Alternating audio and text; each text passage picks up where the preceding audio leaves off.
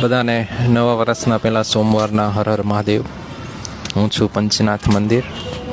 સો આજના એક બીજા અલ્પવિરામની આપણે એક નાની એવી સ્ટોરી કે એક છે ને ગામમાં એક બ્રાહ્મણ હતા જેને બધા વેદનું જ્ઞાન હતું, બધા શાસ્ત્રો આવડતા હતા, ઘણું બધું આવડતું હતું.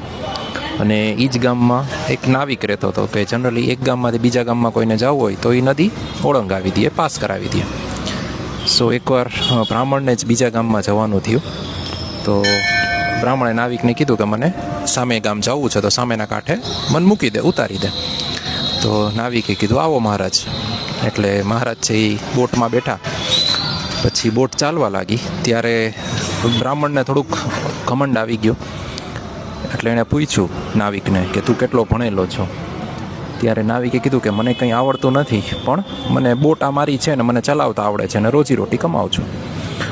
સો આવી જ રીતે બ્રાહ્મણે પછી પોતાનું ઘમંડ જે આવી ગયો તો એને રિલેટેડ વાત કરી કે મને 4 વેદ આવડે છે, આટલા શાસ્ત્ર આવડે છે, હું આટલો ભણેલો છું, તને કાંઈ આવડતું નથી, આમ તેમ. જ્યારે વાત ચાલુ હતી ઇન બિટવીન ત્યારે નદીમાં વચ્ચોવચ્ચ પહોંચી ગયા અને અચાનક જ તોફાન આવવા લાગ્યું.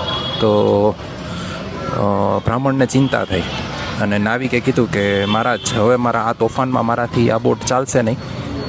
બને એટલી ટ્રાય કરું છું પણ સામે બહુ જ પવન છે, તોફાન છે, તો મારાથી નથી ચાલતી. તો તમને તરતા આવડે છે? મહારાજે કીધું ના, મને તરતા નથી આવડતું. તો એ કે હું બને તો મને જે તરતા આવડે છે તો એનાથી હું તમને બચાવવાની પૂરેપૂરી કોશિશ કરીશ. તો એ મહારાજને લઈ અને બીજા કિનારા તરફ તરવાનું ચાલુ કર્યું અને ઇન બિટવીન તોફાન પણ થોડું શાંત થયું તો સામે કિનારે બંને પહોંચી ગયા. ત્યારે જ નાવિકે મહારાજને કીધું કે મહારાજ, આટલા વેદ આવડે છે, આટલું આવડે છે, બરાબર, પણ તોય અત્યારે તમારી જે જાન છે એ મારે જ બચાવવી પડી. તો ઘણી વખત એવું હોય કે આપણને ઘણું બધું આવડે છે પણ આપણને એનો છે ને ઈગો કે ઘમંડ બહુ હોય. તો આવી વસ્તુ બહુ નહીં કરવાની. આપણને આવડે છે તો આપણું જ્ઞાન છે એ બીજાને આપણે કેવી રીતે યુઝફુલ થઈ શકીએ આપણે વધારે એ વિચારી શકાય. સો એક આ નાનું એવું લર્નિંગ કહો તો લર્નિંગ, અધરવાઇઝ વોટ એવર.